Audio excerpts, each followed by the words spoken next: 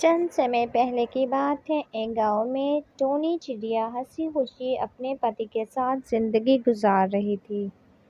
اچانک اس کا پتی مر گیا اور پھر وہ اپنی دو بیٹیوں کو خود ہی پالا پوسا کرتی اور ندی کنارے جا کر رویا کرتی تھی کہ کاش کہ میرا پتی میرے ساتھ ہوتا۔ اس کی جو ساس تھی بہت ہی زیادہ سخت تھی، وہ اسے مارا پیٹا کرتی تھی۔ ایک دن اس نے اسے مارا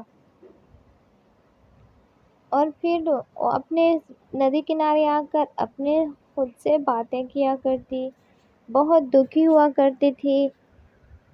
پھر کیا ہونا تھا، آخر کار ایک دن آ ہی گیا جب اس کی ساس نے اسے گھر سے نکال دیا۔ تو پھر اس ویڈیو کو لائک کریں، ہمارے چینل کو سبسکرائب کریں اور بیل آئیکن ضرور پریس کریں ہماری نیو ویڈیو سب سے پہلے دیکھنے کے لیے۔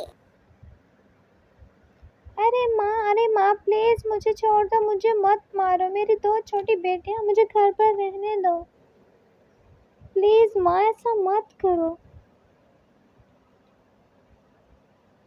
تم جو کہو گی میں وہ کرتی رہوں گی، جیسا تم بولو گی میں وہی کروں گی۔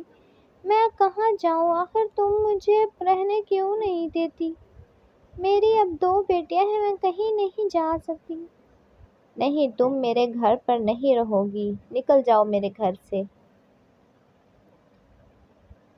اس طرح وہ وہاں سے چلی گئی، اس کی ساس نے اسے گھر سے نکال دیا۔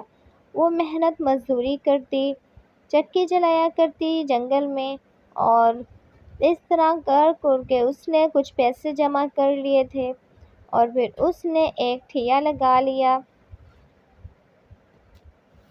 کام بھی گھر کا خود کیا کرتی تھی اور پھر گھر کا کام بھی کرتی اور محنت بھی کیا کرتی تھی، اپنی بچوں کا پیٹ بھی بھرا کرتی تھی، اور اس طرح وقت گزرتا چلا گیا۔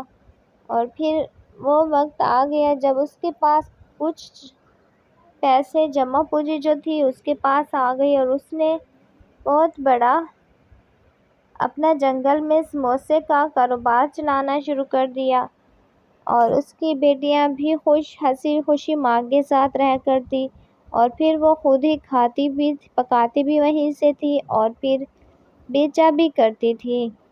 اس کا کاروبار بہت اچھا چل رہا تھا اور پھر وہ خوشی سے زندگی گزارنے لگی۔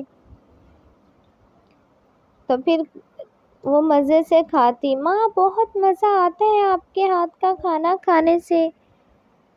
اس طرح وقت گزرتا چلا گیا، انہوں نے بہت ہی پیاری جگہ پر ندی کنارے اپنا گھونسلہ لے لیا اور وہ ہنسی خوشی اب زندگی گزار رہے ہیں۔